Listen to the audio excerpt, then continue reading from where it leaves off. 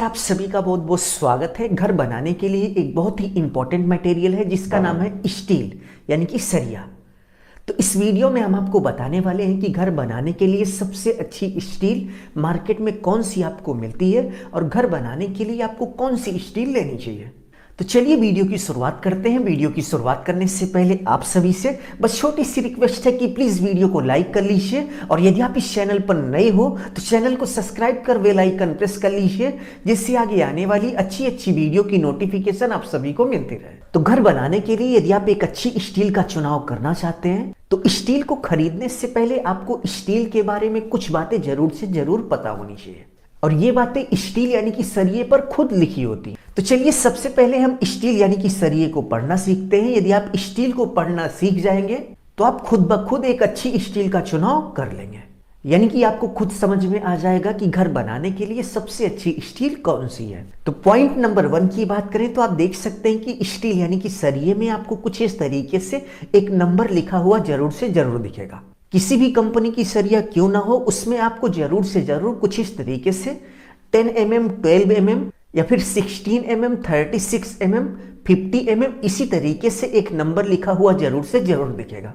तो स्टील पर लिखा हुआ यह नंबर स्टील का डाया बताता है, या फिर नॉर्मल लैंग्वेज में कहें तो सरिये की मोटाई यानी कि डाया कितना है उसको बताने के लिए स्टील पर यह नंबर लिखा जाता है। एग्जाम्पल की बात करें तो आप देख सकते हैं कि इस स्टील पर 10 लिखा है, तो इस 10 का मतलब ये स्टील जो है वो 10 mm की है। इसी तरीके से एक दूसरी स्टील को आप देख सकते हैं कि इस पर लिखा है 12 mm, तो इसका मतलब ये हुआ कि इस स्टील का जो डाया है वो 12 mm का हुआ। तो इसी तरीके से आप सरिये पर लिखे हुए नंबर को देखकर पता लगा सकते हैं कि उस सरिये का डाया कितना है। यदि हम रेजिडेंशियल घर बना रहे हैं 1, 2, 3 फ्लोर का, तो उस सिचुएशन में बीम और कॉलम में 12 mm की स्टील का यूज किया जाता है और इसके साथ साथ स्लैब ढलाई में 10 mm की स्टील का यूज होता है। तो यदि आप मार्केट से 10 mm की स्टील लेने जा रहे हैं तो आप 10 mm देख लीजिए स्टील पर।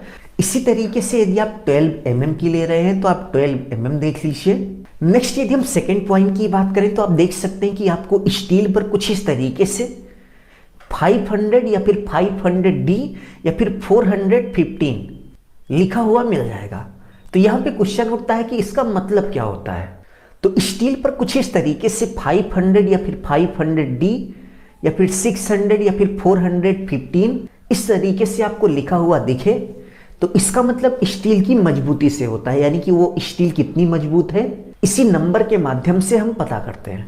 तो यहाँ पे क्वेश्चन उठता है कि स्टील पर लिखे हुए इस नंबर का क्या मतलब है। एग्जाम्पल की बात करें तो आप देख सकते हैं कि इस स्टील पर लिखा हुआ है 500, तो इसका मतलब ये हुआ कि इस स्टील का जो हील स्ट्रेंथ है वो 500 न्यूटन पर mm² है। अब यहाँ पे क्वेश्चन उठता है कि ये हील स्ट्रेंथ होती क्या है। तो यदि हम हील स्ट्रेंथ की बात करें तो आप एग्जाम्पल से समझिए कि ये एक सरिया है और इस पर यदि हम किसी मशीन से लोड लगाते हैं तो एक समय ऐसा आएगा कि यह सरिया मुड़ जाएगी। तो जिस लोड पर कोई भी स्टील यानी कि सरिया बेंड हो जाए, मुड़ जाए, वही लोड उस स्टील का हील स्ट्रेंथ होता है। तो यदि आप नॉर्मल रेजिडेंशियल हाउस बना रहे हैं जैसे ground floor, first floor, second floor, यदि आप इस ऊंचाई का घर बना रहे हैं तो घर बनाते समय आप उसी स्टील को यूज करेंगे जिस स्टील पर 415 या फिर कुछ इस तरीके से 500 या फिर कुछ इस तरीके से 500D लिखा होगा। आप इन तीनों में से किसी भी स्टील का यूज कर सकते हैं, आपको किसी भी तरह की कोई भी दिक्कत नहीं आएगी। बट यदि हम इन तीनों में सबसे मजबूत स्टील की बात करें तो 500D है, उसके बाद 500 है, फिर 415 है।